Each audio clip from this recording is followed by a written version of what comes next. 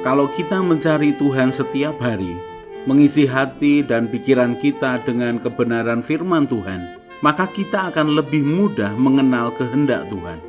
Kita akan lebih bisa mengalami hatinya, mengalami kehendaknya, mengalami didikannya, dan mengalami anugerah kasihnya.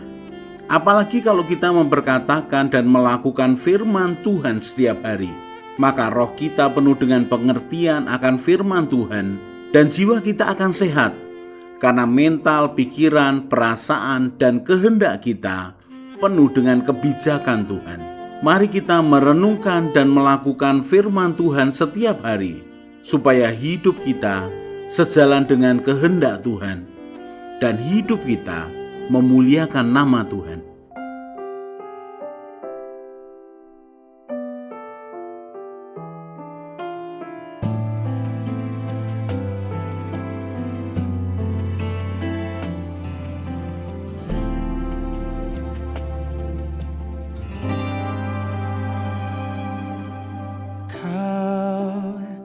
Di hatiku,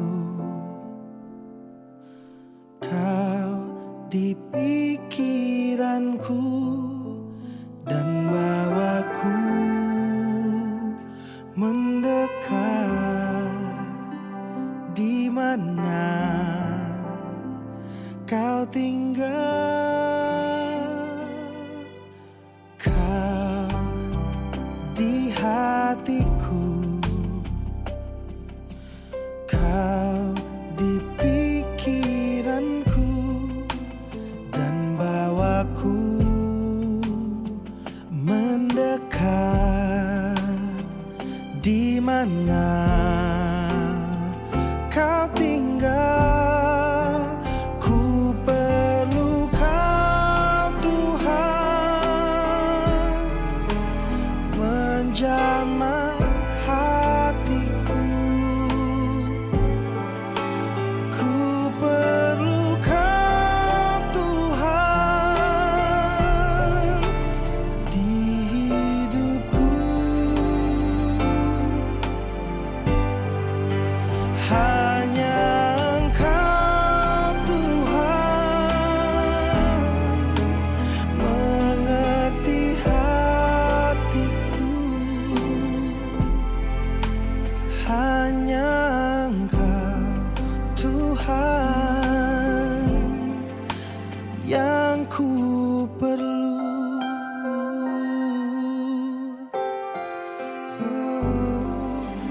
Kau di hatiku, Kau di pikiranku, dan bawaku mendekat.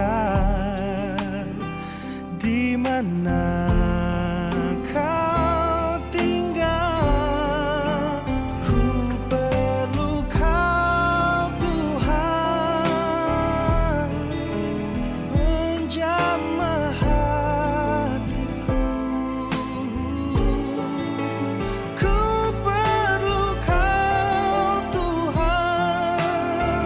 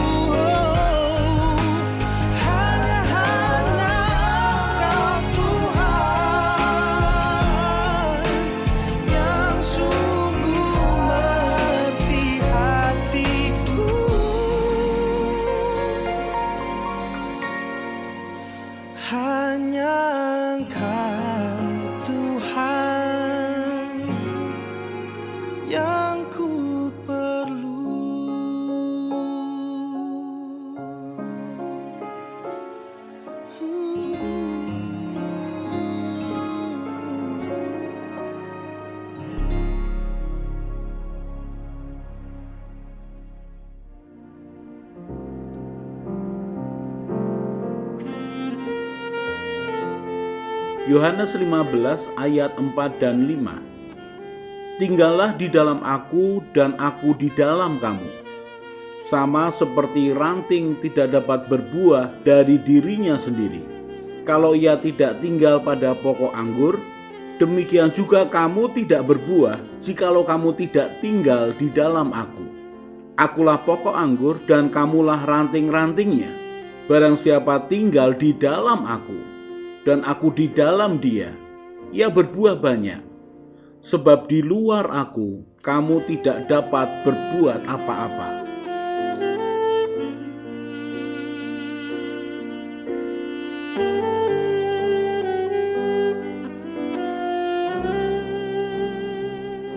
Dalam pelayanannya, Tuhan Yesus sering mengajarkan tentang kerajaan Allah atau kerajaan surga.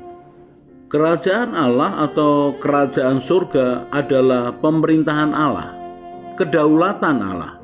Tuhan dipersilahkan untuk menjadi penguasa atas segala segi kehidupan dalam hidup seseorang atau dalam hidup suatu masyarakat. Itulah kerajaan Allah atau kerajaan surga. Kerajaan surga bisa berarti yang sekarang ini terjadi, di mana Tuhanlah yang menjadi tuan penguasa atas hidup seseorang atau sekelompok orang. Atau juga kerajaan Allah atau kerajaan surga juga berarti adalah kehidupan kekal suatu kali di surga kelak. Tetapi ketika Tuhan Yesus memberitakan tentang kerajaan Allah atau kerajaan surga pada masa dia hidup sebagai manusia di atas muka bumi, maka yang dia maksudkan adalah adanya suatu pemerintahan Allah atas umatnya, suatu pemerintahan teokrasi di mana Tuhanlah yang mengendalikan segala sesuatu.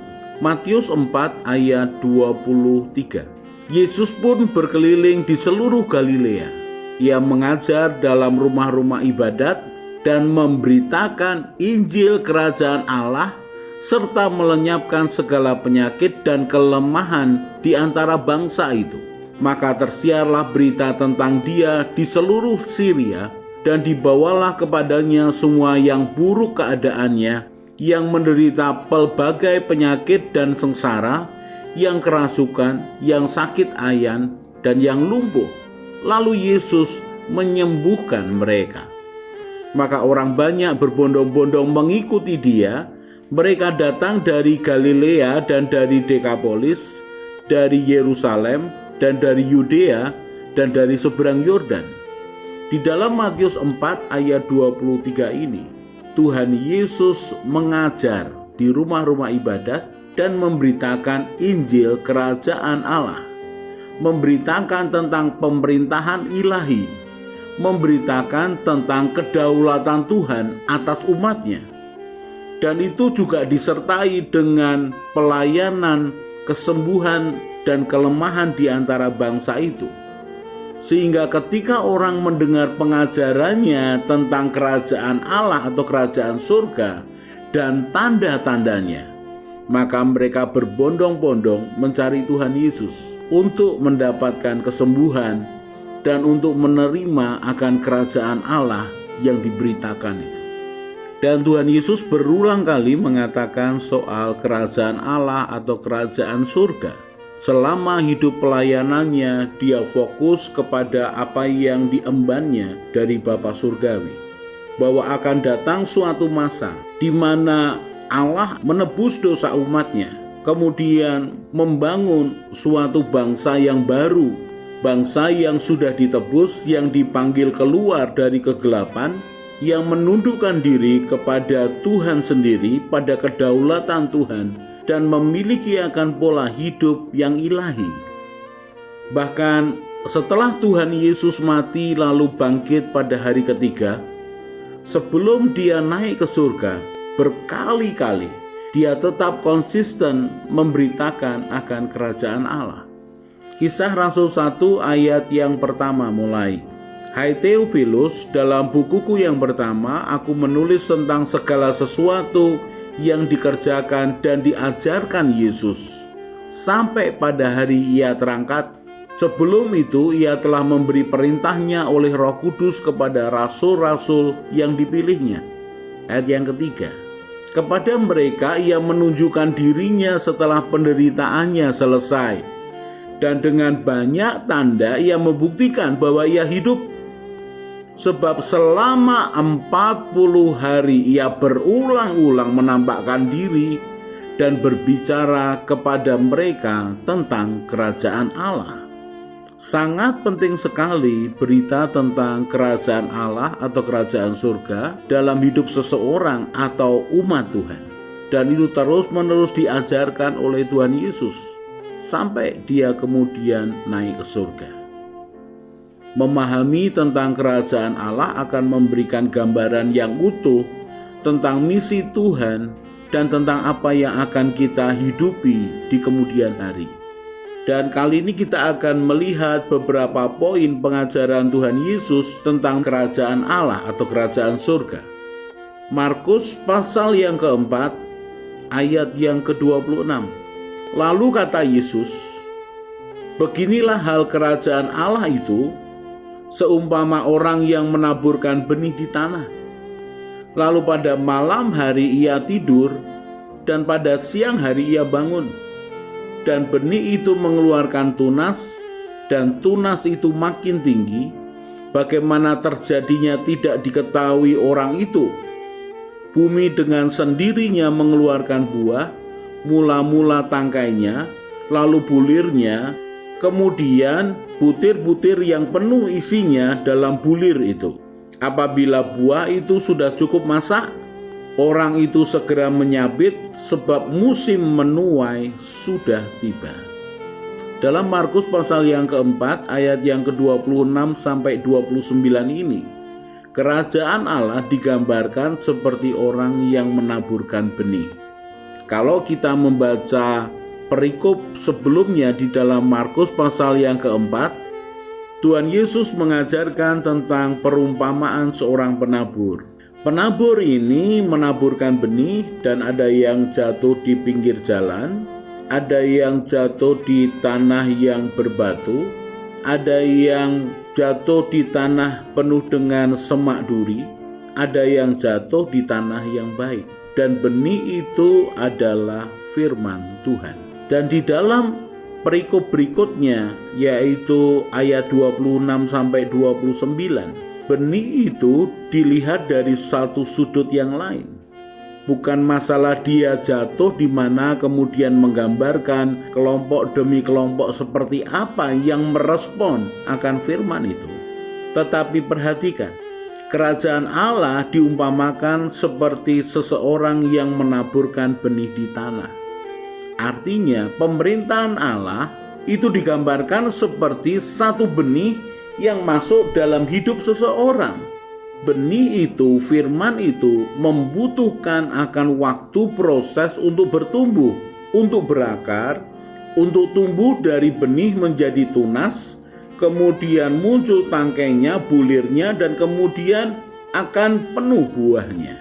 Firman Tuhan yang diterima oleh seseorang, kalau dibiarkan tumbuh, maka firman itu dengan kekuatan ilahinya akan tumbuh kuat dalam hidup seseorang. Karena itu kita menerima akan benih firman setiap hari. Ketika kita merenungkannya, mengingatnya, dan melakukannya, maka firman itu bisa dilihat orang lain dari perbuatan yang kita lakukan. Ketika kita melakukan firman demi firman Tuhan, maka lambat laun bagian demi bagian hidup kita akan mulai diisi dengan kebenaran Tuhan. Dan ketika kita menundukkan diri kepada kebenaran firman Tuhan ini, maka pemerintahan Allah, maka kerajaan Allah mulai dibangun di dalam hidup kita, di mana kita ini rela menundukkan diri kepada pemerintahan firman, pemerintahan Allah. Maka akibat dari firman yang diizinkan untuk menguasai hidup kita, kita akan mendapatkan damai sejahtera. Yesaya 32 ayat 17. di mana ada kebenaran, di situ akan tumbuh damai sejahtera, dan akibat kebenaran ialah ketenangan dan ketentraman untuk selama-lamanya. Dari Yesaya 32 ayat 17 ini disebutkan di mana ada kebenaran, di mana ada firman Tuhan, maka di situ di mana kebenaran dijunjung tinggi, dihormati, dipegang menjadi prinsip kehidupan, maka Alkitab mengatakan di situ juga akan tumbuh damai sejahtera. Di situ akan ada ketenangan dan ketentraman untuk selama-lamanya. Lalu kemudian kita bertanya, bagaimana prosesnya? Bagaimana caranya itu terjadi? Kembali ke Markus pasal yang keempat tadi. Markus 4 ayat 26 dan 27. Lalu kata Yesus, beginilah hal kerajaan Allah itu seumpama orang yang menaburkan benih di tanah, lalu pada malam hari ia tidur, dan pada siang hari ia bangun, dan benih itu mengeluarkan tunas, dan tunas itu makin tinggi. Bagaimana terjadinya tidak diketahui orang itu.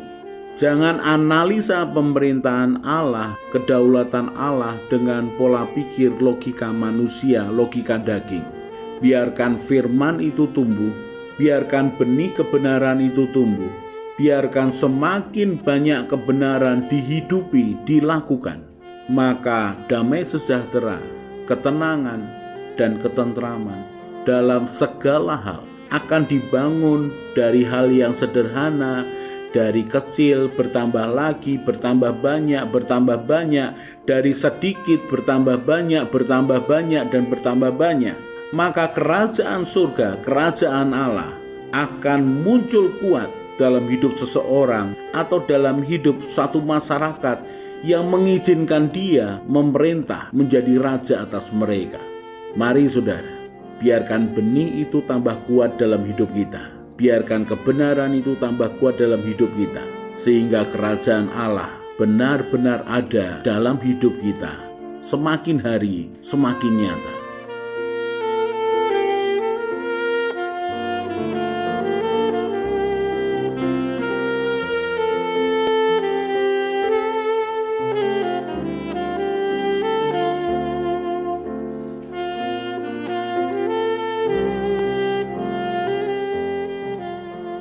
Sementara kita merenungkan firman Tuhan, kemudian hati dan pikiran kita penuh dengan beban masalah dan keinginan, maka masalah dan keinginan itu akan lebih kuat berbicara kepada kita, bukan kebenaran Tuhan yang berbicara kepada kita. Berbeda kalau hati kita tenang menginginkan Tuhan, pikiran kita penuh dengan kebenaran Tuhan, dan keinginan tidak mengendalikan kita. Maka keadaan ini akan membuat kita mudah mendengar suara Tuhan dan mengerti kehendak Tuhan. Kalau kita merenungkan firman Tuhan setiap hari, maka Tuhanlah yang menjadi petunjuk jalan kehidupan kita. Mari kita berdoa. Tuhan Yesus, terima kasih untuk kebenaran firman-Mu. Tuhan Yesus, Engkaulah gembalaku yang baik.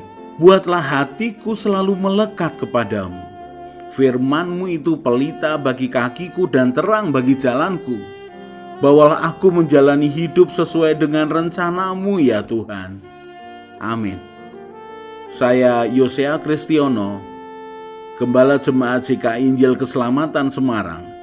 Tetap percaya, tetap semangat. God bless.